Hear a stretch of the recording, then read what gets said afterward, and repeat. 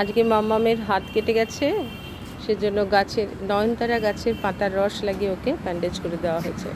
এটা একটি মহা ওষুধ।